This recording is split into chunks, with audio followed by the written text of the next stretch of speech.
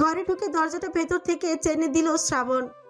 ঘরে ঢুকে দরজাটা ভেতর থেকে টেনে দিল শ্রাবণ। ধারা তখনও মাটির দিকে চোখ নামিয়ে দাঁড়িয়ে আছে। বুকের ভেতরটা ধুকপুক ধুপুক করছে প্রচণ্ডভাবে। হাত ছাড়াতে চাইলো শ্রাবণ, শক্ত করে ধরে রাখলো। এরপরে ঘরের মধ্যিখানে দাঁড় করিয়ে শ্রাবণ গম্ভীর স্বরে বলল, তুমি বলবে নাকি আমি বলবো? দাঁড়া ঠোঁট উল্টে এক পলক তাকালো শ্রাবণের দিকে। অবাক হয়ে লক্ষ্য করলো এই প্রথমবার শ্রাবণের কপাল ঘেমে মুখটাও খানিক লালচে হয়ে আছে। রেগে গেছে নাকি? ধারা ভয় পেল, মিনমিন করে বলল। আপনিই বলুন। শ্রাবণ মাথা নেড়ে গম্ভীর স্বরে বলল। এইভাবে চুপ করে থাকবে? আমি কিন্তু সব বুঝতে পারছি।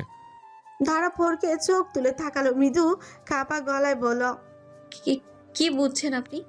শ্রাবণ কাছে এগিয়ে এলো। ধারার চোখে চোখ রেখে রাগ, অভিমান, তীব্র ব্যথা সব একাকার করে দিয়ে বলল। তুমি ভাবছো আমি কিছুই বুঝি না? তোমার মতো গাধা আমি? বাড়িতে আসার পর থেকেই তোমার চেহারা একটা অন্ধকার দেখছে। তন্ডির ওই নজর, এই কথাগুলো তোমার মনে লেগেছে। ধারা চোখ ভেসে উঠলো, ছোট কেঁপে উঠলো, নখ খুঁটতে খুঁটতে বলল। আমি তো কিছু বলিনি। শ্রাবণ এবার এক ঝটকায় ওর হাত ছেড়ে দিয়ে কাছে এসে দাঁড়ালো। দু হাত দিয়ে আলতো করে ওর মুখটা উপরে তুললো, চোখে চোখ মিলিয়ে বলল। চোখটা আমার সাথে মেলাও ধারা। লুক এট মাই আইস। তুমি ভাবছো তন্নি সুইসাইড করার জন্য চেষ্টা করেছে আমার জন্য, আর তাই তুমি ভয় পাচ্ছ যে আমি যদি ওর জন্য কিছু অনুভব করি? এমন কিছু তো ভাবছো, তাই না? দাঁড়া শ্বাস নিতে কষ্ট পাচ্ছিল, অস্ফুট স্বরেই বলল। আমি আমি জানি না। আমি শুধু দেখেছি ওর চোখে এমন কিছু যেটা আমার সহ্য হয়নি। শ্রাবণ গভীর দৃষ্টি নিয়ে তাকিয়ে রইল ধারার দিকে। তার দৃঢ় স্বরে বলল। তুমি একটা জিনিস ভালো করে কান খুলে শুনে রাখো। তন্নি আমাকে ভালোবাসুক, পাগল হয়ে যাক, তাতে কিচ্ছু যায় আসে না। ও আমায় চাইতে চাইতে গেলেও আমি ফিরে থাকবো না। আমি কার জন্য বাঁচবো, কার জন্য মরবো, সেটা আমি নিজে ঠিক করি। আর সেটা আমি অনেক আগে ঠিক করেছি। আমার জীবনে শুধু একজনে থাকবে। ধারা লোভী নয়, মোটেও এই জীবনে কোনো কিছুতে লোভ করেনি। তবে আজ লোভ হলো, ভীষণ রকমের লোভ হলো একটা কথা আবারও শোনার। তাই জানার পরেও অবুঝের ন্যায় শুধ হলো। কে? শ্রাবণ বোঝেনি প্রথমে, সন্ধিয়ান দৃষ্টি ফেলে বলল। কে মানে? ধারাও মিনমিন করে বলল। বললেন যে একজনই থাকবে আপনার জীবনে, কে সেটা? শ্রাবণ বুঝলো ধারার সরলতা। মেয়েটা মোটেই চালাক নয়, নইলে শ্রাবণের রগে রগে যে বুদ্ধি গিজগিজ করছে সেটা বুঝতো। সরাসরি বললেই হয় নিজের নাম শুনতে মন চাইছে। তবে শ্রাবণও কি কম যায় নাকি? সে সেদিন রাতে ভালোবাসার কথা সরাসরি বলার পরেও মেয়েটা না বোঝার ভান করেছে বা অবিশ্বাস করেছে। তাই শ্রাবণ একটু অভিমান করে বলল। আমার জানার মতো একটাই বিয়ে করেছে আমি, অবশ্যই আমার বউ থাকবে। খানিক থেমে একটু রাগান্বিত স্বরে শ্রাবণ বলল। এখন যদি বলদের মতো কে আমার বউ সেটা জিজ্ঞেস করেছ, তাহলে এক আছাড়ে তোমার সব হাড় করে ভেঙে ফেলবো। ধারা চোখ ভিজে উঠল, পুরোপুরি বুকের ভেতর চাপা স্বস্তি ঢেউ খেলে গেল। ওর গাল লাল হয়ে উঠল লজ্জায়। ধীরে ধীরে মাথা নিচু করে বলল। কিন্তু যদি তোর নিয়ে আবার কিছু করে বসে? শ্রাবণ এবার গভীর শ্বাস ফেললো, বোঝানোর ভঙ্গিতে বলল। ওর জীবনের দায়িত্ব আমার না ধারা। আমি শুধু আমার বউর দায়িত্ব নিয়েছি। আমি বউয়ের হাত ধরেছি, মানে সারা জীবন এই হাত ছাড়বো না। ধারা অল্প করে মাথা নেড়ে মুখ নামিয়ে ফেলো। শ্রাবণ ধারার গাল চেপে ধরে ছিল দু হাতে, তাই আলগা করলো হাত দুটো, কিন্তু ছাড়লো না। আলতো করে ধরেই থাকলো। তবে ধারা মুখ নামাতে বুঝলো মেয়েটা কেঁদে ফেলবে। তাই শ্রাবণ আবারও ধারার মুখটা দু হাতের মধ্যিখানে নিয়ে তুলো। কিছুক্ষণ লালিত চেহারায় চোখ বুলিয়ে সময় নিয়ে ঠোঁটের উষ্ণ ছোঁয়া এঁকে দিল ধারার কপালে। বেশ সময় নিল সে। প্রথমবার সরাসরি কপালে ঠোঁট ছুঁয়েছে যে, তারপর ধীরে সুস্থে সরে এসে আবারও তাকালো মেয়েটার দিকে। ধারা চোখ খেচে বন্ধ করে নিয়েছিল। অদ্ভুত ভালো লাগায় ভরে গিয়েছিল সর্বাঙ্গ। শ্রাবণ এবার আঙুল দিয়ে ধারার চোখের পানি মুছে দিয়ে আদেশ্বর ছুঁল। Look at me Mrs Sheikh. আদেশ অমান্য করার সাহস নেই ধারার। সম্বোধনটাও বেশ আকর্ষণীয়। সাথে সাথে চোখ খুলো ওই ইগল চোখের দৃষ্টিতে। চোখ মেলে ধারা। শ্রাবণ এবার খুব নরম স্বরে বলতে শুরু করলো। ধারা, হয়তো আমি অনেক দেরিতে বুঝেছি। তোমাকে জীবনে পাওয়ার পরেও তোমার মর্যাদা দিতে পারিনি। তোমাকে নিজের বলে মানে শুধু কাগজে কলমের সম্পর্কে ভেবেছিলাম, কিন্তু আজ বুঝেছি, এই মুহূর্তে উপলব্ধি করলাম তুমি আমার জীবনের সবচেয়ে বড় পাওয়া। মানুষ যেটা হাজার সাধনা করেও পায় না, তা আমি পেয়েছি। আমি প্রতিশ্রুতি দিচ্ছি, আজ থেকে তোমার স্বপ্নগুলোকে আমি নিজের স্বপ্ন মনে করব। তোমার হাসি হবে আমার শান্তি, আর তোমার কান্না হবে আমার অপরাধ। দেখবে আমি একজন ভালো স্বামী হয়ে দেখাবো। তুমি মোটেও অবাকি নাও। আমি তোমার নিজের সাধ্য অনুযায়ী পৃথিবীর সব সুখ এনে দেব, প্রমিস। দেখো, একদিন তুমি নিজেই বলবে আমি পৃথিবীর সবচেয়ে সুখী আর আমার স্বামীর কাছে শ্রেষ্ঠ। তোমার কাছে আদর্শ স্বামী হয়ে ছাড়বো ধারা, কথা দিলাম। ধারা স্তব্ধ হলো। হৃৎপিণ্ডের কার্যক্রম স্বাভাবিক রইল না মনে হয়। জোরে জোরে শ্বাস নিতে শুরু করলো মির্জা। অস্থিরতার মাত্রা বুঝলো শ্রাবণ। সময় নষ্ট না করে টেনে নিল বুকের মাঝে নরম দুটো হাত নিজের পিঠের কাছে দিয়ে নীরবে আঁকড়ে ধরার আহ্বান করলো। ধারা সর্বনাশ অনেক আগেই হয়েছে। নির্ভরতার একটা নিরাপদ আশ্রয় পেয়ে সেও মুখ লুকিয়ে ফেলল। রীতিমতো শ্রাবণের বুকে মাথা রেখে দীর্ঘশ্বাস ফেলে ঠোঁট কামড়ে কাঁদতে শুরু করলো। বুকের ভেতরকার সব আতঙ্ক, ভয় আর অস্থিরতা যেন গলে গেল মুহূর্তে। শ্রাবণ আরেকটু জড়িয়ে ধরে ধারার মাথায় হাত বুলিয়ে দিল কানের কাছে। মুখে ফিসফিস করে বলল, কাঁদে না শোনা, হয়েছে তো। আমি কি তুমি কষ্ট দেওয়ার মতো অবাধ্য হলো ধারা। তারই বা কি দোষ? চোখের পানি কি আর কারো কথা শুনি নাকি? সে নিজের মতো করে চলতেই থাকে। ধারাও থামলো না, কাঁদতে থাকলো। তবে মাত্র কমিয়ে এনে নিঃশব্দ কাঁদতে শুরু করলো। শ্রাবণ বুক ফুলিয়ে শ্বাস নিল। হৃদয় শূন্য জায়গাটা এখন পূরণ হলো। মনে হচ্ছে সে এবার বলল, জানো তুমি এগুলো কেন বললাম? কারণ তুমি আমার। তুমি স্বীকার না করলে আমি জানি যে তুমি আমায় ভালোবাসি। শ্রাবণের কথা শেষ করতে দেয়নি ধারা। তার আগেই সম্পূর্ণ কথাটা নিজের করে হয়ে সম্পূর্ণ করে দিল। সাথে পূরণ করে দিল আকাঙ্ক্ষিত মনের অনাকাঙ্ক্ষিত ইচ্ছে। সিক্ত করে দিল খরা নামার হৃদয়ে। শ্রাবণ জমে গেল মুহূর্তের জন্য। বিশ্বাস হচ্ছিল না। ধারা নিজেই, হ্যাঁ ধারা নিজে সে অমূল্য শব্দ উচ্চারণ করেছে, বলেছে, নিজে স্বীকার করেছে। শব্দটা কানে বাজলো ঝড়ের মতো, আবার ঢেউয়ের মতো মিষ্টি সুরে। বুকের ভেতর জমে থাকা চাপা সব কষ্ট, অভিমান, অনিশ্চয়তা এক নিমিষে গলে গেল। শ্রাবণের ছোচে ধীরে ধীরে ফুটে উঠল হাসি। না, হাসি নয়, মুখে আত্মহারা এক অট্টহাসি। বুক থকথক করে উঠল।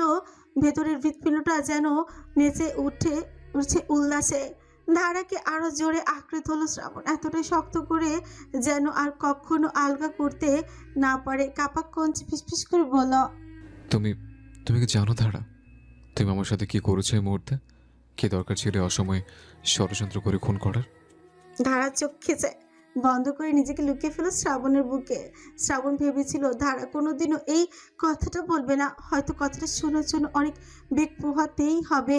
তাই তো সে কেবল ধারার নীরব চোখে, ধারার আচরণে ভালোবাসার আভাস খুঁজে পেত। শ্রাবণ আবিষ্কার করলো এ জীবনে এটাই তার সবচেয়ে বড় প্রাপ্তি। ধারা ঠোঁট কাঁপিয়ে চোখ বুজে রইল। ছোটবেলা থেকে অবহেলা, কটুকথা, শূন্যতা ভরা জীবনে এই প্রথমবার কেউ তাকে এভাবে আঁকড়ে ধরল। কেউ তাকে আশ্রয় দিল বুকে। জীবনের প্রতিটি অবহেলা, প্রতিটি অশ্রুর ক্ষত যেন এই একটি মুহূর্তে মুছে যাচ্ছে। শ্রাবণের বুকের ভেতরটা যেন তার জন্য একটা নিরাপদ, নির্ভরযোগ্য, পরিপূর্ণ ভালোবাসায় গড়িয়ে তোলা।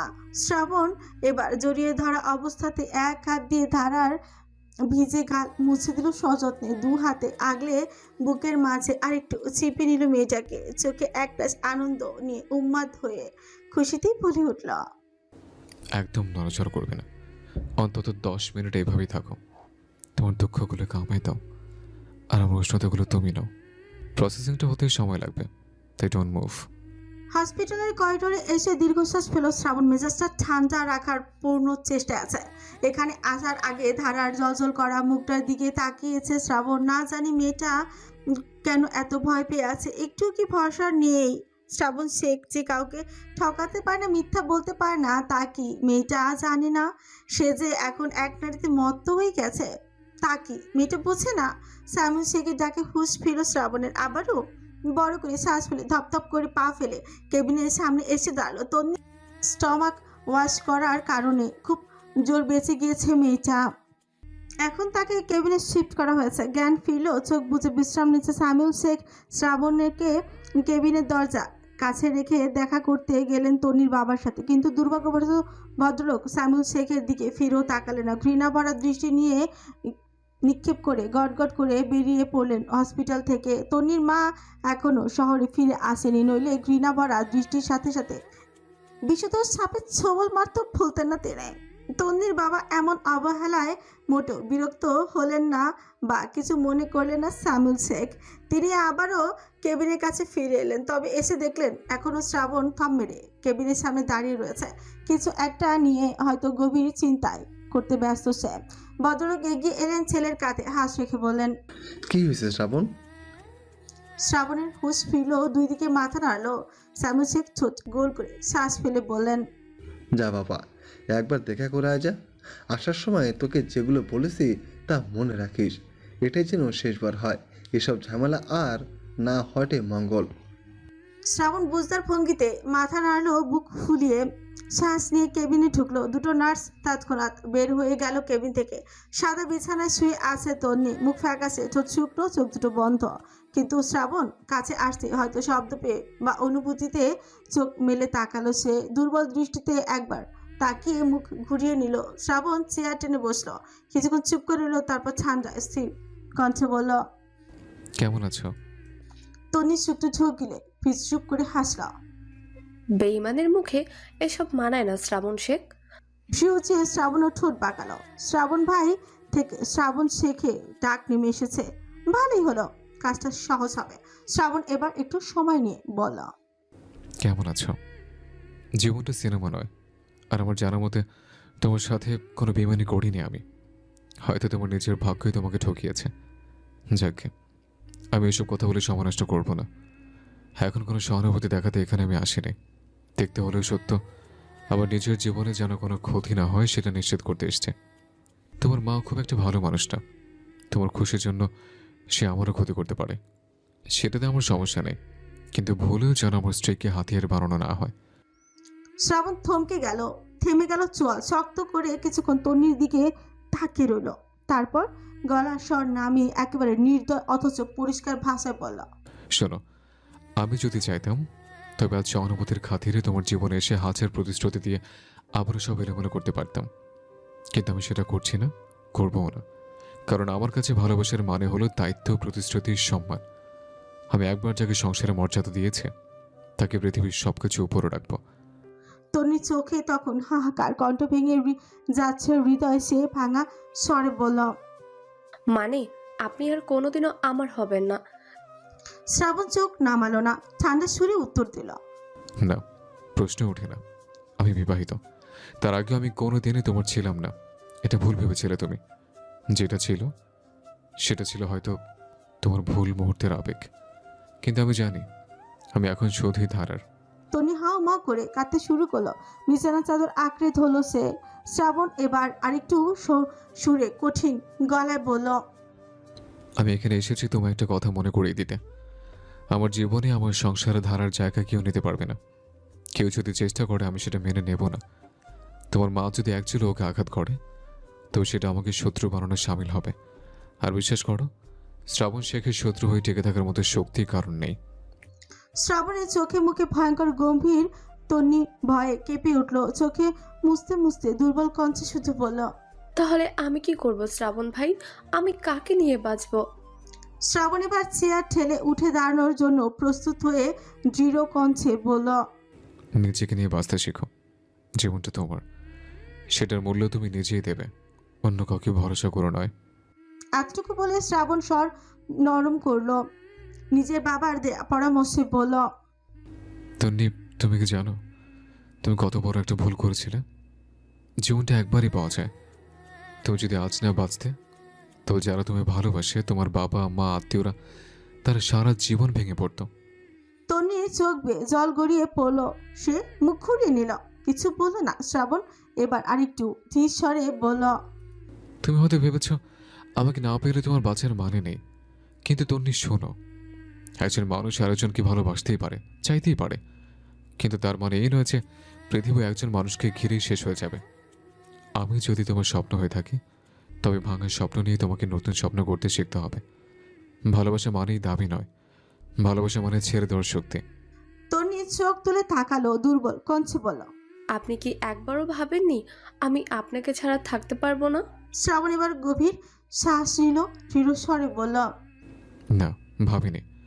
আমার ভাবনা শুরু হচ্ছে ধারাতে, শেষও হবে ধারাতে। তাই আমি তার কথা ভাবছি, আর ভেবেই বলছি তুমি আমাকে ছাড়া বাঁচতে পারবে। প্রথমে কষ্ট হবে, ভীষণ কষ্ট হবে, কিন্তু সময়ের সাথে তুমি নতুন স্বপ্ন দেখবে, নতুন মানুষকে পাবে। সে তোমায় আমার থেকে ভালোবাসবে। তখন বুঝবে আমি নয় শুধু একটা অধ্যায় ছিলাম তোমার জীবনের। তনি কাঁদতে লাগলো। সে হাত বাড়িয়ে ধরতে চাইলো শ্রাবণের হাত, কিন্তু শ্রাবণ হাত ছড়িয়ে নিল। ছাঁচা মাথায় বলল। না তন্নি, আমার জায়গা এখানে নয়। আমার জায়গা আমার সংসার, আমার স্ত্রী ধারা। আমি ওর জায়গায় ভরসা দেখেছি, বিশ্বাস দেখেছি।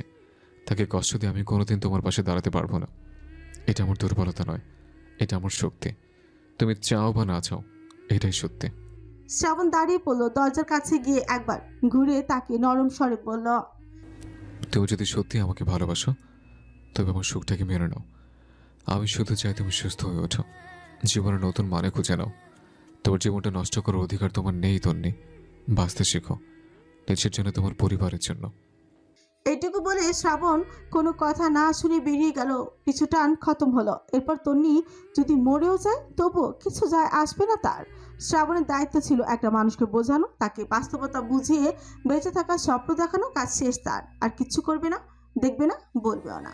দাঁড়া শ্রাবণের ঘরটা ঘুরে ঘুরে দেখছে, খুব খুঁটিয়ে খুঁটিয়ে দেখতে থাকলো ঘরের প্রতিটি কোণা। মনে হলো বহু প্রতীক্ষিত কোনো অচেনা অথচ আপন জায়গা পেয়ে গেছে সে।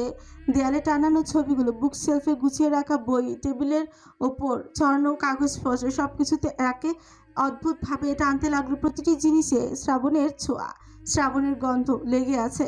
এরপর আলমারির সামনে গিয়ে কিছুক্ষণ দাঁড়িয়ে রইল ধারা। বুকের ভেতরটা ধরফর করছে।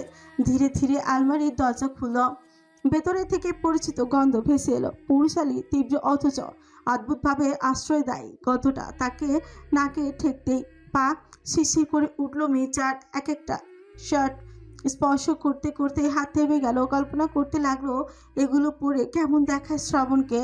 একটা নীল শার্টে চেনে নামালো ধারা, হাতের আঙুল বুলিয়ে দিল কলারের উপর।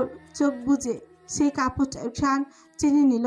নিশালো ঘ্রাণটা তীব্রভাবে পেতে শুকনো ঝোঁক গিলে বুকের কাছে চেপে ধরলো। মনে হলো শ্রাবণ তার কাছে, খুব কাছে এসে দাঁড়িয়েছে। গলার কাছ থেকে সেই পরিচিত উষ্ণতা ছড়িয়ে পড়েছে।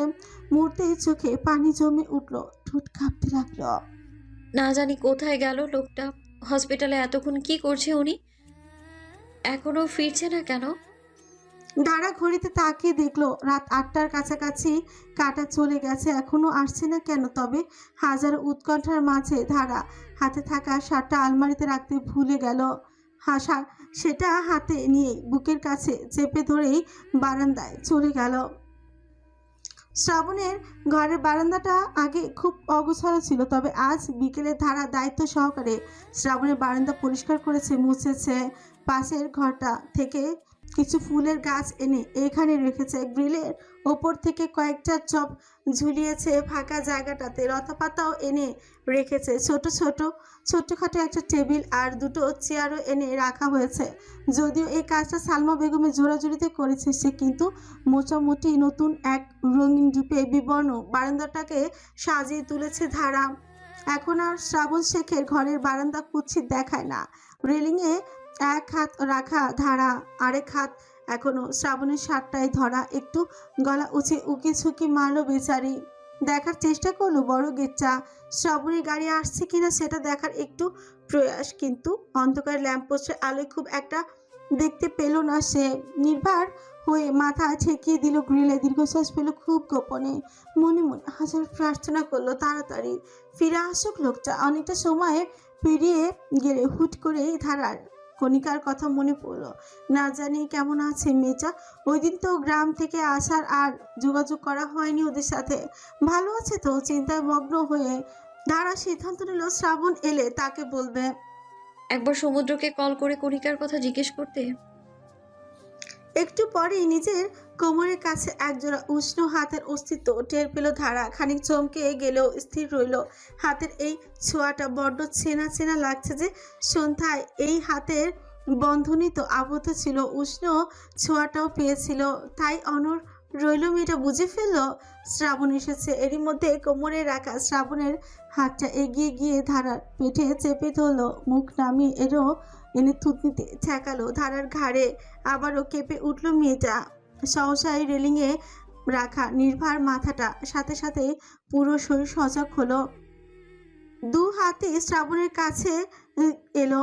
শ্রাবণ এক হাত উঠিয়ে ধারার চুল সরিয়ে দিল, কানের লতিতে খুব গভীর করে একটা চুমু খেলো। এবারে আবেশে চোখ খেসে বন্ধ করলো ধারা। পায়ের পাতা শিরশির করতে থাকলো। নরম পেঁচে থাকা শ্রাবণের হাতটা সজোরে খামচে ধরলো ধারা। তবে অবাধ্য শ্রাবণের কি হলো কে জানে। থামলো না সে, কোনো প্রতিক্রিয়াতেই আটকালো না। কানের থেকে ঠোঁট সরিয়ে ধারার ফর্সা ঘাড়ের উপর ঠোঁট জোড়া চেপে রাখলো। একটু একটু ছোট্ট ছোট্ট চুমুতে ভরিয়ে দিতে থাকলো ঘাড়, গলা, কানের আশপাশ সব জায়গাতে। ধারা নিঃশ্বাস আটকে অনুভব করছিল প্রতিটি ছোঁয়া। কোমরে জড়িয়ে তারা হাতের অবিরত ছোঁয়া, ঘাড়ের পাশে ঠোঁটের চাপা উষ্ণতা, সব যেন অবিশ্বাস্য সত্যি, অবিশ্বাস্য রকম সত্যি। বুকের ভেতরটা ধকধক করছে। হাতের মুঠোয় শক্ত করে চেপে ধরেছে শ্রাবণের আঙুলগুলো। শরীর কাঁপছে, তবু অদ্ভুত এক প্রশান্তি ভর করেছে তাকে। ঠিক সেই মুহূর্তে ঠেস করে ভেঙে যাওয়ার শব্দে চমকে উঠল ধারা। তার হাতের ছোঁয়ায় একটা ফুলের চপ মেঝেতে পড়ে ভেঙে গেল। শব্দটা বিদ্যুৎ বেগে টেনে তুললো তাকে স্বপ্ন থেকে। ধপ করে চোখ মিলিয়ে চারপাশে অবুঝের মতো তাকালো ধারা। কোথায় শ্রাবণ, কোথায় কি? আশেপাশে তো কেউ নেই। নিজের ঘাড়ে গলায় হাত রাখলো ধারা। বুঝতে এক মুহূর্ত লাগলো না যে সে পুরো সময়টা হ্যালুসিনেশন ছিল। সাথে সাথে চমকে উঠল ধারা। একই রকমের ভাবনা, কেমন স্বপ্ন। ঘাড়ের কাছে কোনো উষ্ণ ছোট নেই, কোমরে কোনো হাত নেই, কানের পাশে কোনো ফিসফিসানি নেই, শুধু নিজের বুকের দ্রুত ধ্বনি আর নিঃশ্বাসের ভারী শব্দ। মাটিতে ভাঙা টপটা পড়ে আছে, সেই ভাঙনের মতোই যেন খানিকটা ভেঙে পড়লো ধারা নিজেও। বুকটা ভরে উঠল অদ্ভুত অপরাধ বোধে, আবার লজ্জায় ডুবেও গেল সে। অনুভূতিগুলো এত বাস্তব মনে হচ্ছিল যে সে বিশ্বাসই করতে পারেনি সবই কেবল তার মনের খেলায়, তার অচেতন ইচ্ছে আকাঙ্ক্ষায় তৈরি এক স্বপ্ন ছিল। ওই সময় একটুও মাথায় আসেনি যে শ্রাবণ শেখ মোটেই হুট করে অনুমতি ব্যতীত এভাবে ছোবে না। দাঁড়া আস্তে মাটিতে বসে ভাঙা টপটা হাতে তুলে নিল। চোখ দুটো আজও হয়ে উঠল, ঠোঁট কাঁপতে কাঁপতে ভিজিয়ে দিল। মনের ভেতরে থেকেই এক সত্তা ফিসফিস করে জানিয়ে দিল, তুমি মারাত্মকভাবে ফেঁসে গেছো মেয়ে। এতটাই দুর্বল হয়েছো যে স্বইচ্ছায় তাকে কাছে পেতে চাইছো। এখন কি হবে? শুধুই কি সর্বনাশ? ঠিক সেই মুহূর্তে খট করে দরজা খোলার শব্দে কেঁপে উঠল ধারা। ভাঙা চপটা আঁকড়ে ধরে থমকে গেল সে। বুকের ধকধকানিটা যেন আরো বেড়ে গেল। আতঙ্কে, লজ্জা, অপরাধ বোধে মিলেমিশে অবশ্যই এলো ধীরে ধীরে। মুখ ঘুরিয়ে দরজার দিকে তাকাতেই চোখ বিস্ফোরিত হলো। যেখানে বাঘের ভয় সেখানেই সন্ধে হয়। এতক্ষণ ধারা চাইছিল ওকে তাড়াতাড়ি ফিরে আসুক, আর এই মুহূর্তে ধারা মনে মনে চাইলো লোকটা একটু দেরি করলে ক্ষতি হতো না, বরং ওই সময়ের মধ্যে ভাঙা চপটা সরিয়ে ফেলতে পারতো ধারা। উনি যদি ভাঙা চপটা দেখে কোনো প্রকার প্রশ্ন করে, যদি বকাবকি করে ভেঙে ফেলার জন্য, এই ভয়ে শুকনো চোখ গেল মেয়েটা।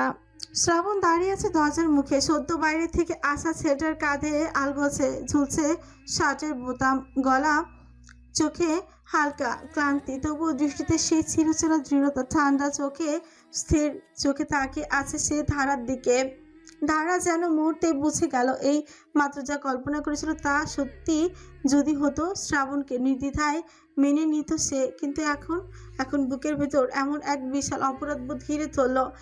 হাতের মুঠোয় ভাঙা টবের মাটিটুকু যেন তার সব গোপন চিন্তা ফাঁস করে দিচ্ছে না তো। শ্রাবণ ফ্রুকুচকে ধীর পায়ে ভেতরে এলো। চোখ একবার টবের দিকে, তারপর সরাসরি ধারার কাপা চেহারার দিকে স্থির হলো। চিন্তায় মৃদু স্বরে বলল, কি হয়েছে ধারা, কি করছো? ধারার বুক ধরফর করতে লাগলো আরো জোরে। ঠোঁট শুকিয়ে এলো। কাপা হাতে চপচা নামে ফিসফিস করে বলল, আমি আমি ভুল করে টপটা ফেলে ভেঙে ফেলেছি। এরপর যে শ্রাবণের চোখ মেঝেতে গেল। এতক্ষণ শুধু সে আতঙ্কিত মুখটা দেখেছিল, কিন্তু মেঝেতে ভাঙা মাটির টবের টুকরো দেখে চমকালো শ্রাবণ। তৎক্ষণাৎ হাঁটু মেরে বসে ধারার হাত পা খুঁটি দেখতে দেখতে বিশামাল অস্থির হয়ে বলল, এ কি, তোমার কোথাও লেগেছে নাকি ধারা? ব্যথা পেয়েছ? দেখি হাতটা। পায়ে টপর টুকরো লেগেছে নাকি? শ্রাবণ চোখ সরালো না, অস্থির দৃষ্টিতে তাকিয়ে ধারার সর্বাঙ্গে। মনে হচ্ছিল যেন তার ভেতরে সব গোপন দ্বন্দ্ব পড়ে ফেলেছে। ধারা চোখ নামিয়ে ফেলল তাড়াতাড়ি, কিন্তু শরীর কেঁপেই চলেছে। কারণ এই মুহূর্তে শ্রাবণকে দেখে একটু আগের অবাধ্য চিন্তাগুলো আবারও মনের কিনারায় উকি দিল। নিজেকেই ধিক্কার জানলো ধারা। ছি, কিসব চিন্তা করছে সে? তবে শ্রাবণের আচরণে আরো বিহ্বল হয়ে গেল ধারা। এতক্ষণ যেটাকে স্বপ্ন ভেবেছিল, সে আবেগের রয়েছে এখনো শরীর জুড়ে কাঁপন ধরাচ্ছে। আর তারই ভেতরে হঠাৎ শ্রাবণের এমন উদ্বিগ্ন কেয়ারফুল চেহারা দেখে বুকের ভেতরটা অদ্ভুত এক আবেগে গলে গেল। শ্রাবণ টান টান অস্থিরতায় একে একে ধারার হাত আঙুলে কবজি ধরে খুঁটিয়ে দেখতে লাগলো। কণ্ঠে অস্থিরতা স্পষ্ট। কোথাও কেটেছে নাকি? একটু রক্তও দেখছি না, কিন্তু তবুও ঠিক লাগছে না। দেখি, যেমন হাতটা ওঠাও। ধারা দ্রুত মাথা নাড়ালো, ঠোঁট কাঁপতে কাঁপতে বলল, না না, কিছু হয়নি, আমি ঠিক আছি তো। কিন্তু শ্রাবণ মানল না। ভ্রু কুচকে তার পায়ের পাতার কাছাকাছি হাত বাড়িয়ে দিল। মাটির হলেও টবের ভাঙা টুকরো ঝুঁকিপূর্ণ। ধারা আরো অস্থির হয়ে এক পা পেছনে সরালো, গলায় কাপা স্বর। প্লিজ এমন করবেন না, আমি সত্যিই ঠিক আছি। শ্রাবণ এবার থেমে তাকালো তার চোখের দিকে। নিঃশ্বাস ভারী, অথচ দৃষ্টিটা কোমল আর গভীর হয়ে উঠল। বোঝার চেষ্টা করলো ধারা এই ভয় শুধু ভাঙা টবের জন্য, নাকি ভেতরে আরো কোনো অজানা আতঙ্ক লুকিয়ে আছে। মুহূর্তটায় ঘর জুড়ে নীরবতা নেমে এলো। খানিক বাদে শ্রাবণের চোখ গেল ধারার কোলের কাছে। শিকুচকে জিজ্ঞেস করলো অবাক হয়ে, এটা তো আমার, তাই না? আমার শার্ট নিয়ে কি করছে এরা? এবারে সম্বিত ফিরে পেল ধারা। অসহায় চোখে তাকালো শ্রাবণের দিকে। ইসিরে, শার্টটাও ঠিক জায়গায় রাখতে ভুলে গেছে। কি যে হয়েছে মেয়েটার, এমন এলোমেলো লাগছে কেন? নিজেকে ছন্নছাড়া হলো কেন? ধারার চোখে চোখ দেখেও কিছু বুঝলো না শ্রাবণ। বিস্ময়ে বিভূত হয়ে বলল, আশ্চর্য, তুমি কাঁদছো কেন? ধারা টলমল করা চোখ নিয়ে কাঁদো কাঁদো স্বরে বলল, বিশ্বাস করুন, আমি কিছু করিনি। সব এই শার্টের দোষ। শার্টটা হাতে নিতেই উল্টাপাল্টা জিনিস ভাবছি আমি, আর ওভাবেই টপটাও ভেঙে গেছে। আমি শার্টটা ভুল করে নিয়ে ফেলেছি, সত্যি। আপনি বকবেন না। আমি আর আপনার শার্টে হাত দেবো না, আমার এই কাছেও যাব না। আমি সত্যি, আমি কিছুই করিনি, কিছু ভাবিনি আমি, সত্যি। শ্রাবণ সত্যি সত্যি হতবাক হয়ে গেল। চোখের সামনে ধারা যেভাবে অঝরে কাছে, যেন কোনো বড় অপরাধ করে ফেলেছে। সে কিছুই বুঝতে না পেরে গলার স্বর আরো নরম হয়ে গেল তার। আরে ধারা, থামো তো। তুমি তো কাঁদছো কেন? আমি কি তোমাকে কিছু বলেছি? শার্ট হাতে নিয়েছো, তাই বলে কান্না করার কি হলো? ধারা ভিজে চোখ মুছে আরো অসংলগ্ন হয়ে বলল, আপনি সব বুঝে ফেলবেন আমি জানি। আপনি খুব বুদ্ধিমান, তাই ভয় পাচ্ছি। আমি শার্টে হাত দিতে সব গুলিয়ে ফেলেছি। আমি আমি এমন কথা ভাবছিলাম যে আমার ভাবা উচিত না, কিন্তু আমি চাইনি, একটুও চাইনি। আমি সবই শার্টের দোষ। শ্রাবণ পুরোপুরি বিভ্রান্ত। শিকুচকে শুধু তাকিয়ে রইল ধারার দিকে। তার ভেতরে অস্থিরতা একেবারেই ধরতে পারল না সে। শুধু একটা শার্ট দেখে কেউ এভাবে কাঁদতে পারে নাকি? কি যে হয়েছে মেয়েটার, একটা কথাও ধরতে পারছিল না শ্রাবণ। ধরা অসহায় নয়নে আরো বলতে লাগলো বোকা বোকা সব কথা।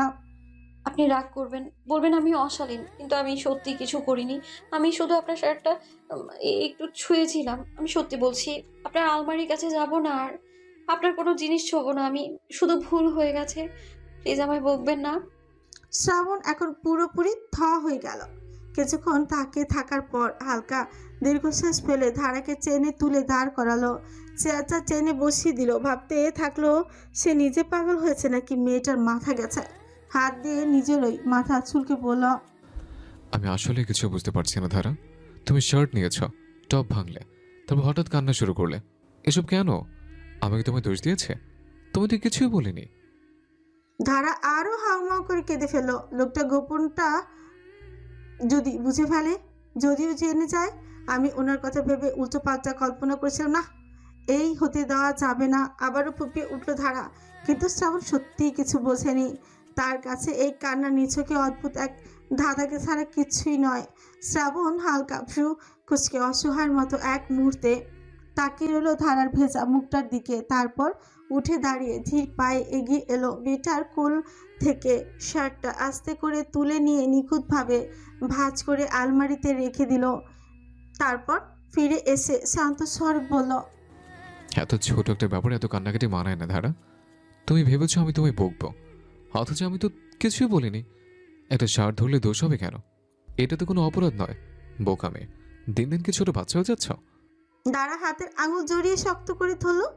ঠোঁট কাঁপছে এখনো, চোখ নিচু করে বিড়বিড় করে বলল, আপনি বুঝবেন না, আমারই ভুল হয়েছে। আমি আমি অদ্ভুত সব ভেবেছি। আস্তাগফিরুল্লাহ, মাফ করো আমার খোদা। এই কোন বিপদ!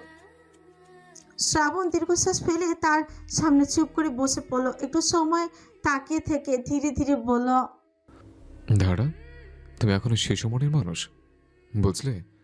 ছোট ছোট ব্যাপারেই ভয় পাও, কেঁদে ফেলো। কিন্তু বিশ্বাস করো, আমি তোমার এমন কিছু দেখিনি যার জন্য তোমাকে লজ্জা পেতে হবে। এক মুহূর্ত থেমে ধারার চোখের পানি পুরোপুরি মুছে দিল। গলার স্বর আরো কোমল করলো সে, তুমি যতই কান্নাকাটি করো না কেন, আমি এখনো কিছুই বুঝিনি, আর বুঝতেও চাই না। শুধু চাই তুমি যেন এতটা ভয় না পাও। হয়েছে, এসো এবার ঘরে চলো। শ্রাবণের স্থির কণ্ঠস্বর শুনে ধারা এক মুহূর্তের জন্য মুখ তুলে তাকালো। সেই চোখে আশ্চর্য, মমতা, সত্যি কোনো প্রশ্ন নেই, কেবল নির্ভরতার আমন্ত্রণ। ধারা আবারও তাড়াতাড়ি চোখ নামিয়ে নিল, কিন্তু বুকের গভীরে একটুখানি স্বস্তি নেমে এলো। তাই শ্রাবণের কথা মতো ঘরে চলে এলো। শ্রাবণ এবার ধারাকে বিছানায় বসিয়ে দিল, মাথায় আর গালে আদুরে ভঙ্গিতে হাত বুলিয়ে বলল, তোমার মতো বোকা আমি দুটো দেখিনি। এভাবে কাঁদবে না, হুম? ধারা মাথা নাড়ল ধীরে। হুচ করে কিছু একটা মনে পড়তে কাতর কঞ্চে বলে উঠল, আমি যে ফুলের টব ভেঙেছি, এটা মাকে বলবেন না প্লিজ, কষ্ট পাবেন খুব। মিষ্টি হাসলো শ্রাবণ। ঠিক আছে, বলবো না, তবে একটা শর্ত আছে। নড়েচড়ে বসলো ধারা, বড় বড় চোখে তাকে শুধলো। কি শর্ত? শ্রাবণ একটু এগিয়ে এলো ধারার দিকে, চোখে চোখ রেখে বলল, একটা সিক্রেট বলবো তোমায়, তুমিও কাউকে বলবে না। ধারা আগ্রহ দেখালো, কৌতূহলী হয়ে বলল, বলুন। জেগে জেগে মানুষ স্বপ্ন দেখে না ম্যাডাম, তাই তুমি মোটেও হ্যালুসিনেশনে ছিলে না। স্বপ্নে ছিল না মিসেস শেখ। বাঁকা হাসলো শ্রাবণ। ধারার কপালে চুপ করে একটা টোক্কা দিয়ে কোনো কথা না বলে বাথরুমে চলে গেল ফ্রেশ হতে। যাওয়ার আগে দরজা দাঁড়িয়ে হতবাক হয়ে স্তব্ধ হয়ে থাকা ধারার দিকে তাকে মিটমিট করে হেসে উঠল। সব স্বপ্ন সত্যি হয় না, আমার সব সত্যি স্বপ্ন হয় না। বলেই মিষ্টি এসে দরজা লাগালো শ্রাবণ। থমকে যাওয়া ধারা দপ করে বিছানায় বসে পড়ল। এসব কি বলে গেল লোকটা? মানে কি এসবের? ওটা স্বপ্ন ছিল না, আসলেই স্বপ্ন ছিল না, তবে কি সত্যি? হায় আল্লাহ, এসব কি? কেন? কিভাবে?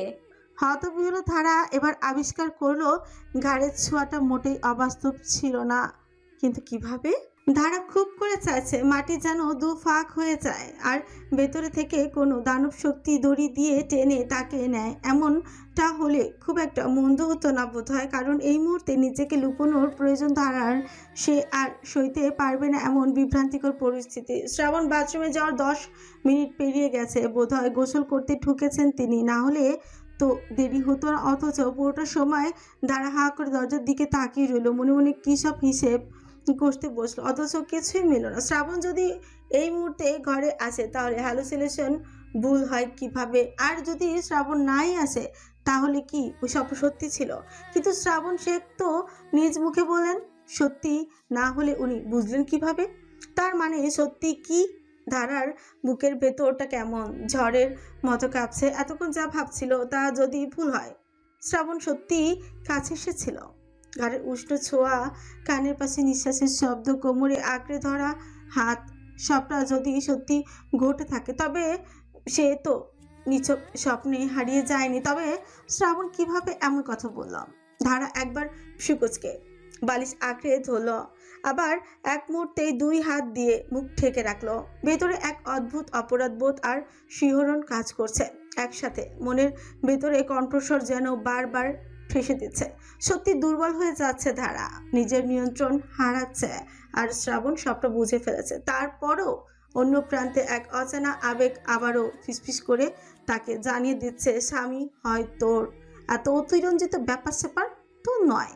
বিছানায় থপ করে বসে থাকা ধারা চোখ কামড়ে ফেললো। কি করবে এখন?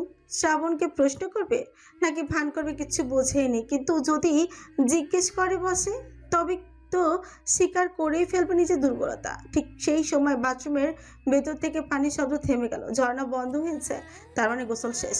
ধারা একবার আবার এক ঝটকায় উঠে দাঁড়ালো। বুকের থুকপুকানিটা আরো বেড়ে গেল। যদি এবার আসে কিভাবে তার সামনে দাঁড়াবে? ধারার ভাবনা শেষ হওয়ার আগে কয়েক সেকেন্ড পরে দরজা খুলে বেরিয়ে এলো শ্রাবণ। সদ্য গোসল করে আসা লোকটার ভেজা চুলগুলো কপালে নেমে এসেছে। ফর্সা গায়ের রং, পানির ফোঁটা চিকচিক করছে গায়ের উপর সাদা শার্ট, কিন্তু বোতামগুলো এখনো পুরোপুরি লাগানো হয়নি, সব বোতাম খোলা। সত্যি আজকাল শ্রাবণ সাদা শার্ট একটু বেশিই পড়ছে। ভেজা শরীরের গন্ধ আর ফ্রেশ বডি ওয়াশের সুগন্ধ পুরো ঘরটাকে ভরিয়ে তুলল। ধারার বুকটা ধকধক করে উঠল।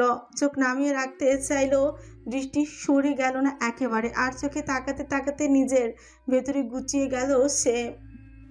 হায় আল্লাহ, এভাবে কেন তাকাচ্ছি আমি? মনে মনে ধিক্কার দিল নিজেকে, কিন্তু দম আটকানো এক আকর্ষণ তাকে ক্রমেই অস্থির করে তুলল। শ্রাবণ তো একেবারেই স্বাভাবিক। ভেজা তোয়ালে দিয়ে চুল মুছতে মুছতে বিছানার পাশে রাখা ড্রয়ার খুলতে লাগলো।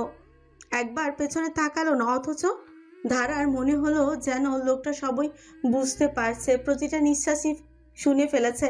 ধারা দ্রুত মাথা নিচু করে নিল, কিন্তু বুকের ভেতরে কাঁপন লুকাতে পারল না। নিজের দুই হাত আঁকড়ে ধরে দাঁড়িয়ে রইল। হঠাৎ করেই ঠোঁট শুকিয়ে এলো, গলা দিয়ে কোনো শব্দ বের হলো না।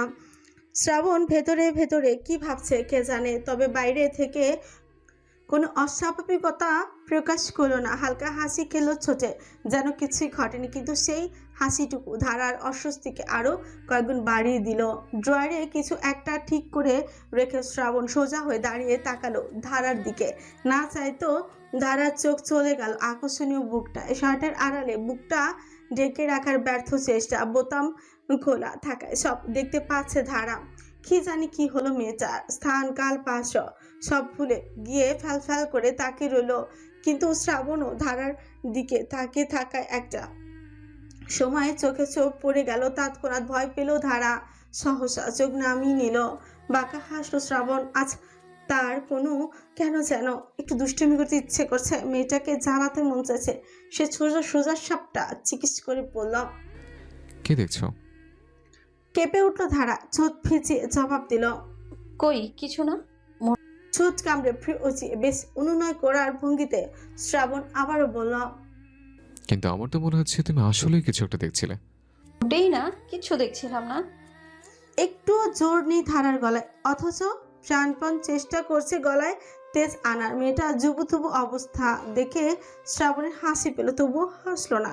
শ্রাবণ বেশ নিষ্পাপ অভিব্যক্তি নিয়ে নিজের বোতাম খোলা শার্ট খুলে ফেললো শুরু করলো, আর খুলতে খুলতেই এগিয়ে আসতে থাকলো ধারার দিকে। বেশ সন্দিহান দৃষ্টি ফেলে বলল। হুম, মিসেস শেখ, ভুলে যাবেন না এতদিনে অন্তত আপনার চোখের ভাষা আমি পড়তে শিখে গেছে। So I think something is wrong. Are you okay? কে দেখছিল ওভাবে? Do you want something? অস্বস্তিতে লজ্জায় কান্না পেল ধারা। ধুর, লোকটাকে ভালোবাসার কথা জানানো উচিতই হয়নি। কেমন যেন হুট করেই বদলে গেল। তবুও তেজ না কমিয়ে যথাসম্ভব জোর দিয়ে বলল। কিসের ওয়ান ফন্ট? কোনো কিছু চাই না আমি, দূরে সরুন, যেতে দিন আমায়। কাপা কাপা গলায় কথাগুলো বলে পালানোর পথ খুঁজলো ধারা। এলোমেলো দৃষ্টি ফেললো, কিন্তু ইতিমধ্যে শ্রাবণ শেখ কোনো কথা শোনেনি। সে তো তার পরনের শার্টটা সাদা শার্টটা খুলে ছুঁড়ে মারল বিছানায়, আর এগিয়ে এসে এক হাতে ধারার কোমর জড়িয়ে ধরে টান মেরে নিজের সাথে মিশিয়ে নিল। চোখ খিচে বন্ধ করলো। অনুভব করলো শ্রাবণ ঠান্ডা হাতটা গলিয়ে আঁকড়ে ধরেছে কোমর। ধারার চোখ মুখ খিচে বন্ধ করা দেখে মুচকি হাসলো শ্রাবণ। একটুখানি ঝুঁকে ফু দিল মেয়েটার সারা মুখে। হাসলো শ্রাবণ, একটুখানি ঝুঁকে ফু দিল মেয়েটার সারা মুখে। ধারা এবার একটু একটু করে চোখ খুললো, কিন্তু চোখ খুলতেই থমকে গেল। স্তব্ধ হয়ে তাকিয়ে রইল শ্রাবণের বুকের দিকে। একদম লোকটার চওড়া বুকের কাছটাতেই চেপকে চেপকে গেছে ধারা। তার গুটিয়ে যাওয়া হাত দুটো লোকটার উদম শরীরে, অস্বস্তিতে সারা শরীর ছেয়ে গেল। এবার শ্রাবণ আরেকটু ঝুঁকে ধারার কানে ফিসফিস করে বলল, দূর থেকে দেখতে কষ্ট হচ্ছিল জানি। নাও, এখন মন ভরে কাছ থেকে দেখো তো। Isn't it more attractive? ধারা কাতর নয়নে হরিণের মতো তাকালো সদ্য গোসল করে আসা পুরুষটির দিকে। চুল থেকে এখনো চপ চপ করে মুক্তোর মতো পানি পড়ছে। সেটা বেশ লোভনীয় হলেও ধারার সময় নেই সেটা দেখার। সে বরং শ্রাবণের দুষ্ট হাসি দেখে কাঁদো কাঁদো গলে পড়ল। আপনি ইচ্ছে করে এমন করছেন, তাই না? শ্রাবণও শিশুদের মতো স্বরভঙ্গিতে স্বীকার করে ওপর নিচ মাথা নেড়ে বলল, জি মিসেস শেখ। কেন? দাঁড়ার কথা শুনে যে কেউ মায়া গলে গিয়ে আদর করতে চাইবে, তবে শ্রাবণ এখন দুষ্টমিতে মতো। সে আরো বেশি কাতর কঞ্চে বলল, তুমি যে এত বোকা জানতাম না। তোমার চালাতে ভালো লাগছে। দাঁড়ার এবার ছেড়ে দে বা কেঁদে বাঁচি এমন হাল হলো। কোনো মতে ছোট ফুলিয়ে সে মোছামুছি করতে শুরু করলো। ছেড়ে দিন, কান্না পাচ্ছে আমার। শ্রাবণের হাসি দপ করেই নিভে গেল। সে গভীর নয়নে তাকালো বৃষ্টির দিঘির ন্যায় ধারার চোখের দিকে। কাজল কালো চোখ জোড়ায় বর্ষা নেমেছে। বেশি দেরি করলে বন্যা বইয়ে দিতে সময় নিবে না। তাই এবার ফুস করে শ্বাস ফেল শ্রাবণ। হাতের বাঁধনটা খানিক আলগা করে অন্য হাত উঠিয়ে ধারার সামনে থাকা চুলগুলো কানের পিছনে আদরে ভঙ্গিতে গুজে দিল। শ্রাবণের মুখের অভিব্যক্তি আগের মতো হয়েছে। এই তো, ইনিই তো শ্রাবণ শেখ। গম্ভীর অভিব্যক্তি নিয়ে থাকা মুখটা কত আকর্ষণীয় দেখলো ধারা। আর কান্না পেল না, মুগ্ধ হয়ে তাকে রইল এতক্ষণ। অস্বস্তি হচ্ছিল। শ্রাবণ ধারার কানের কাছে থেকে চোখ সরিয়ে এবার চোখের দিকে চেয়ে রইল। ছলছল করা চোখ দুটো পিটপিট করে তাকিয়েছে। শ্রাবণ গালে হাত ডুবিয়ে এগিয়ে এলো খানিকটা। বরাবরের মতো উষ্ণ অথচ খুব আদরের সাথে কপালে চুমু এঁকে দিল নিজের প্রিয়তমার। সময় নিল বেশ। এরপর সরে এসে ধারা চোখের নিচে আঙুল দিয়ে স্লাইড করতে করতে বলল, বোকা মেয়ে, আমি তোমার সাথে দুষ্টামি করছিলাম। ভয় পেয়েছ? দাঁড়া কিছু না বলে লজ্জা পেয়ে চোখ নামিয়ে নিল। শ্রাবণ আবারও মুচকি হাসলো, কোনো কথাবার্তা আগাম বার্তা ছাড়াই। নিজের মাথা দুদিকে সজোরে ছাকালো। তৎক্ষণাৎ তার ভেজা চুলগুলো থেকে চপচপ করে পড়তে থাকা পানিগুলো ছিটকে ধারার মুখে আসলো। চোখ খেচে বন্ধ করলো মেয়েটা। অজান্তে শ্রাবণের বুকের কাছে থাকা শার্টের হাতাটাও মুঠো করে ধরলো। খামচি লাগলো সুঠাম বুকে। দাঁড়াকে চোখ বন্ধ করতে দেখে শ্রাবণ আরো একই কাজ করলো। এবারে আরো সুকুঞ্চিত হলো ধারা। ঠান্ডা পানি ছোঁয়াতে পেটে শিরশির করে উঠল পুরো শরীর, দেহ। গটা যেন হালকা দম বন্ধকর অবস্থায় হয়ে এলো। ধারা অস্থির হয়ে চোখ মেলতেই দেখলো শ্রাবণ দুষ্টু হেসে এখনো খেলা করছে ছোচে। ভেজা চুল থেকে চপচপ করে ফোঁটা ফোঁটা পানি গড়িয়ে পড়ছে তার গলায়, কাঁধ বেয়ে শার্টেন বুকে। আর সেই পানি ছিটকে পড়ছে ধারার মুখে। ধারা ভিজে যাওয়া চোখ দুটো ঘষতে চাইলো কিন্তু পারল না। বুকের কাছে থাকা হাতটা অজান্তেই আরো শক্ত করে চেপে ধরল শ্রাবণের শরীর। হায় আল্লাহ, লোকটা একদমই সিরিয়াস না। মনে মনে বিড়বিড় করলো ধারা। চোট ফুলে গলায় কাঁপা স্বরে বলল, এইসব কি ইচ্ছে করে জ্বালাচ্ছেন? আপনি ভীষণ খারাপ হয়ে যাচ্ছেন শেখ সাহেব। শ্রাবণ এবার আর হাসলো না। ধীরে ধীরে ভ্রু নামিয়ে কোমল দৃষ্টিতে তাকালো প্রিয়তমার স্ত্রীর দিকে। কণ্ঠটা ভারী অথচ উষ্ণতা নিয়ে বলল, বাহ, ডাক্তার সুন্দর তো। আরেকবার ডাকো দেখি। দাঁড়া মুখ ফুসকে শ্রাবণকে নিজের মতো করে ডেকে ফেললো। বিষয়টা বুঝে আসতে আমতামতা শুরু করলো মেয়েটা। শ্রাবণ হাসলো। আচ্ছা ঠিক আছে, আর দুষ্টামি করবো না। এবার সত্যি কোমরে থাকা হাতটা পুরো আলগাই করে দিল। ধারা হঠাৎ করে মুক্তি পেয়ে খানিকটা পেছনে সরলো, কিন্তু নিজের কাঁপুনি ভেজা মুখ আর এলোমেলো অবস্থা লুকাতে গিয়ে আরো বেশি অগোছালো হয়ে গেল। শ্রাবণ মৃদু হেসে তোয়ালেটা কাঁধে ফেলে বিছানায় বসে পড়ল। এক দৃষ্টিতে দেখলো ধারার বিহবল চেহারা। কিছুক্ষণ চুপ থেকে খুবই নিচু স্বরে বলল, হঠাৎ করে উপলব্ধি করলাম তুমি আমার বউ। হুট করেই মনে পড়লো আমার বউ আছে, তাই দুষ্টামি করেছে। ভ্রু কুচকালো ধারা। ভাবলো প্রশ্ন করবে না, কিন্তু মনের খচখচানিটা রয়ে যাবে। তাই মিনমিন করে বলে উঠল, কেন? এতদিন মনে ছিল না? শ্রাবণ দুদিকে সরল ভঙ্গিতে মাথা নেড়ে বলল। এতদিন তো ভালোবাসি বলনি। লজ্জায় কুণ্ঠিত হলো ধারা, ঠোঁট কামড়ে এলোমেলো দৃষ্টি ফেলল। ইস, ওই সময় আবেগে বলে ফেলেছিলাম, কিন্তু এখন তো হুঁশে আছি। এসব এখন সামাল দেব কি করে? হুট করে শ্রাবণ এক দৃষ্টিতে চেয়ে থেকে নেশালো কঞ্চে বলে উঠল। তুমি এইভাবে দেখতে আমার ভালো লাগে। দাঁড়া তোতলাতে লাগলো, তবে জানতে ইচ্ছে করলো বিস্তারিত ভাবে, তাই চোখ নামিয়ে ফিসফিস করে বলল। কিভাবে? শ্রাবণ কিছুক্ষণ চেয়ে রইল, তারপর একটু ভেবে বলল। এই যে এভাবে লাজুক লতার মতো গুটিয়ে গিয়ে যেভাবে টমেটোর মতো লাল হও, বড় বড় ভেজা পাপড়িগুলো ঝাপটিয়ে যেভাবে তাকাও, যেভাবে তোমার ঠোঁট দুটো কাঁপে, যেভাবে পালে পালে ভাব ধরো, ঠিক সেভাবে। দাঁড়ার গাল চকচকে লাল হয়ে গেল, বুকের ভিতর ধরফর বাড়ল দ্বিগুণ। নিজের মুঠো ধরা হাতটা আস্তে আস্তে আলগা করে নিল, যেন কেউ না দেখে ফেলে তার দুর্বলতা। ধারা এবার প্রস্থান নিতে চাইল, এক পা বাড়িয়ে দিল। যাওয়ার আগে শ্রাবণ ধারার কোমল হাতটা আলতো করে চেপে ধরলো, থামিয়ে দিল। ভেজা দৃষ্টি গাঢ় হয়ে উঠল। আমার ভেজা চুলগুলো একটু মুছে দেবে? নিঃসংকোচে আকুল আবেদন। এ আবেদন কি ফিরিয়ে দেয়া যায়? তাও যদি হয় তার প্রিয় পুরুষের। এতদিন অন্তত ধারা এটা বুঝেছে শ্রাবণ শেখকে অসম্ভব ভালোবেসে ফেলেছে, শুধু লজ্জায় এগোতে পারছে না। তবে খুব করে চাইছে শ্রাবণকে একটু ভালোবাসতে, একটু ভালোবাসার আবেদনও করতে। তাই প্রিয় পুরুষের আবেদনটা তাকে গুলিয়ে দিল। মিনমিন করে বিছানার কাছে আসলো ধারা। শ্রাবণ বিছানায় সোজা হয়ে বসে তোয়ালেটা ধারার হাতে দিল। কাপা কাপা হাতে তোয়ালেটা নিল। ভেতরে ভেতরে বুকটা থপথপ করছে, কপাল বেয়ে ঘাম গড়িয়ে পড়ছে, নাকি শ্রাবণের ভেজা দৃষ্টির চাপ বুঝতে পারছে না।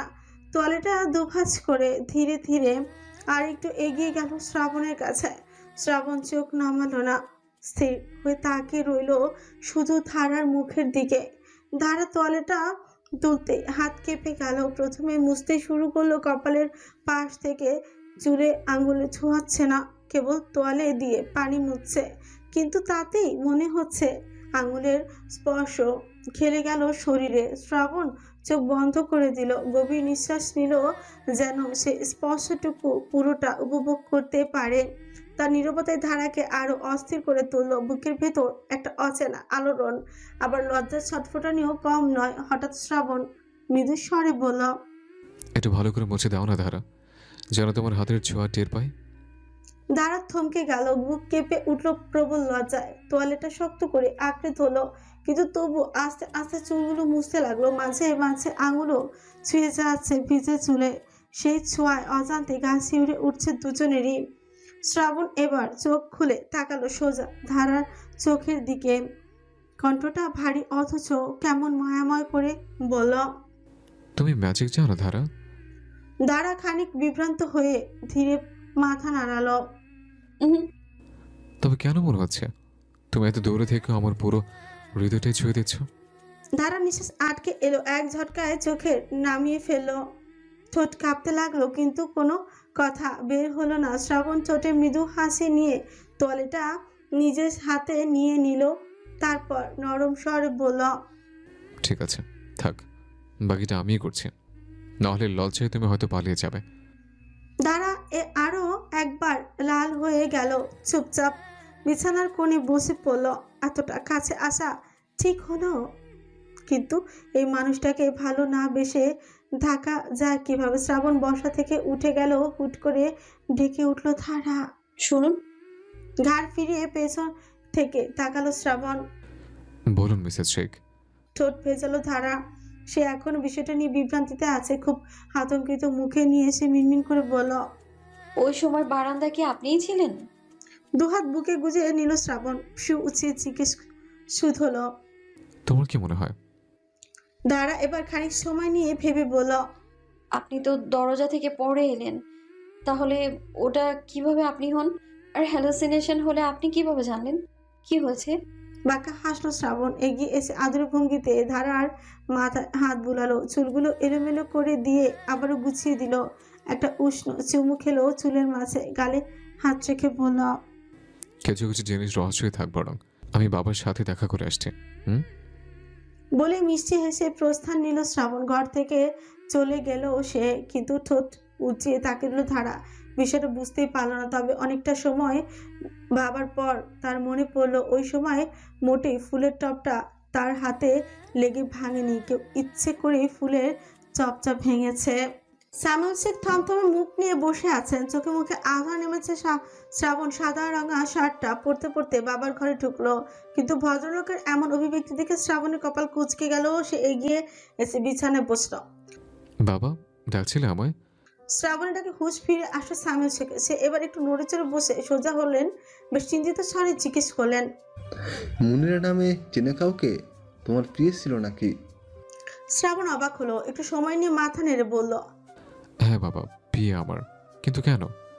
কাঁধ উঁচিয়ে চিন্তিত ভাব নিয়ে সামিউল শেখ মাথা নাড়লেন, ভাবুক হয়ে বললেন, ওই মেয়েটাকে নাকি গত 2 দিন ধরে খুঁজে পাওয়া যাচ্ছে না। শ্রাবণ কপাল কুঁচকে বিস্মিত চোখে তাকালো বাবার দিকে। কিভাবে মানে? কোথায় গেছে ও হঠাৎ করে এইভাবে? আমি তো কিছু জানি না। সামিউল শেখ দীর্ঘশ্বাস ফেললেন, কণ্ঠে ক্লান্তি আর অজানা ভয় মিশে বললেন, অফিসের কেউ প্রথমে বোঝেনি মেয়েটা নাকি তার বয়ফ্রেন্ডের সাথে দেখা করতে গিয়েছিল। তারপর থেকে ওর কোনো খোঁজ নেই। পরিবারের লোকজন মানে ওর বাবা খুব দুশ্চিন্তায় আছে, থানায় অভিযোগও দিয়েছে। শ্রাবণের বুকটা থক করে উঠল। হঠাৎ করে যেন এক অজানা আশঙ্কা তার ভেতরে ঢুকে পড়ল, কারণ মুনিরা যে জিহানের সাথে রিলেশনে ছিল এটা সে ভালো করে জানে। তবে জিহান থাকতে এমন অঘটন হলো কিভাবে? একটু ইতস্তত করে শ্রাবণ জিজ্ঞেস করলো, তুমি সব জানলে কিভাবে? আজ বিকেলে ওর বাবার ফোন আসে, বলতে ভুলে গিয়েছিলাম। তুমি তো মেয়েটাকে অফিসে এনেছিলে পিএ হিসেবে, তাই প্রথমেই আমার সাথে যোগাযোগ করেছে। কিছুক্ষণ থেমে এবার গম্ভীর স্বরে সামিউল শেখ আবারও বললেন, শ্রাবণ, আমি চাই তুমি এই বিষয়ে খোঁজ নাও। মুনিরা তোমার অধীনে কাজ করত, ওকে হারিয়ে যাওয়ার ঘটনা আমাদের নাম যেন কোথাও খারাপভাবে জড়িয়ে না যায়, বুঝেছো? শ্রাবণ নিঃশ্বাস টেনে নিল। মুনিরা নিরুদ্দেশ হয়ে যাওয়া তাকে প্রচণ্ডভাবে নাড়া দিয়ে গেল। মাথার ভেতর নানা প্রশ্ন ঘুরপাক খেতে লাগলো। কোথায় গেল মরিরা? জিয়ানের সাথে দেখা করতে কি উধাও হবে কেন? সত্যি কি দেখা করতে কি উধাও, নাকি এর পেছনে অন্য কোনো কারণ লুকিয়ে আছে? প্রথমে জিয়ানকে খুঁজতে হবে। শ্রাবণ চিন্তিত মুখে ঘরে আসতে বারান্দা থেকে দৌড়ে আসে ধারা। হাসি মুখে আসলো শ্রাবণের নিভে যাওয়া মুখটা দেখে ভয় পেল মেচা। আতঙ্কিত চোখ নিয়ে বলল, কি হয়েছে? শ্রাবণ তাকালো ধারার দিকে, অথচ দুশ্চিন্তা করতে দিতে চাইল না। মিষ্টি হেসে বলল, কিছু না। তুমি কি এই রাতে পানি দিলে ফুল গাছে? ধারা মাথা নেড়ে হ্যাঁ বোঝালো। তারপর কিছু একটা মনে পড়তেই বলে উঠল, আপনি একটু সমুদ্র ভাইয়াকে বলে দেবেন তো? আমি অনেকবার চাচার নাম্বারে কল করেছি, কিন্তু কল যাচ্ছে না, ফোন বন্ধ দেখাচ্ছে। আমার খুব চিন্তা হচ্ছে কণিকার জন্য, একটু খোঁজ নিন না। শ্রাবণ নিজেও একটু চিন্তিত হয়ে পকেট থেকে ফোনটা বের করে এগিয়ে দিল ধারার কাছে। ধারাকে কল করে খোঁজ নিতে বলল।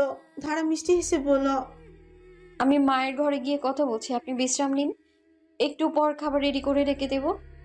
বলে ঘর থেকে বের হয়ে গেল ধারা। শ্রাবণ দীর্ঘশ্বাস ফেলে বিছানায় শুয়ে পড়ল। জিহান আর মুনিরা বিষয়টা মোটেই স্বাভাবিক নয়। জিহান তাকে কোনো কিছু জানালো না কেন? কি হয়েছে? শ্রাবণ যখন গ্রামে ছিল তখন কি এসব হয়েছে?